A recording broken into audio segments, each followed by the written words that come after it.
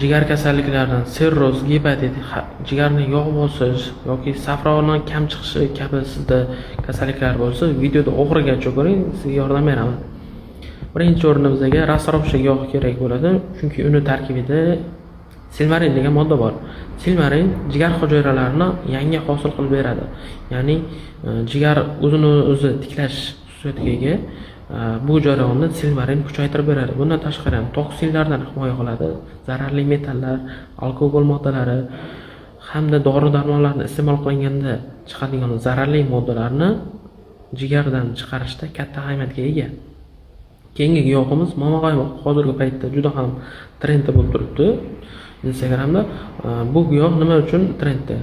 Uni tarkibida inulin va taraksukun degan moddalar bor. Bu moddalar qonni suyultirib beradi hamda peshob haydash xususiyatiga ega hamda jigardagi o't yo'llarini ochib, o't haydash xususiyatiga ham ega hisoblanadi. Bu qo'llashimizdan maqsad silmarin moddasi yog'ni hamda toksin moddalarni jigardan chiqarib tashlayotgan paytda to'g'ridan-to'g'ri o't qopiga ham qo'yiladi. U yerda o't turib qoladigan bo'lsa, qumga, toshga aylanish ehtimoli bor. Shuning uchun o't ham bo'shatishimiz kerak. Bizga shuning uchun momaqaymoq kerak bo'ladi. Momaqaymoq o't qopini qisqartirib, o't qopini qisqartirib 12 barmoqli ichakka safronni quyib tashlaydi hamda peshob orqali ajralishini tezlashtirib beradi. Chunki peshob haydash xususiyatiga ham ega. Keyingi giyohimizni oladigan bo'lsak, bu zaytun.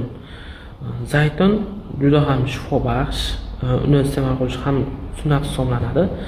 Yana bir ajoyib xususiyati moddalar almashishini tezlashtirib beradi. Undan tashqari yana oleuropein degan modda bor.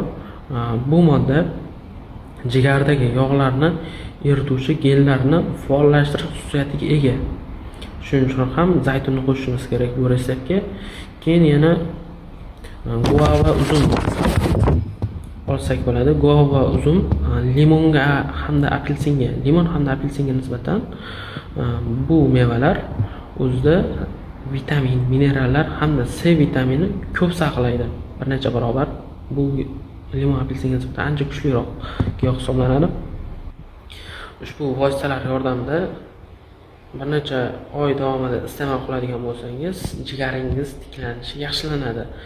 Qo'llashdan oldin jigarda o'sha qo'llashdan oldin o't qopida tosh bo'lmasligi kerak hamda oshqozonda 12 barmoqli ichakda yaralar bo'lmasligi kerak.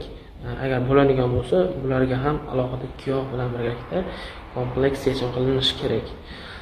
Sizni va yaqinlaringizda shu kabi kasalliklar qiynab kelayotgan bo'lsa, izohlarda qoldiring, qaysi kasallikka qanaqa giyoh yaxshi ta'sir ko'rsatadi. Shu bo'yicha gaplashamiz.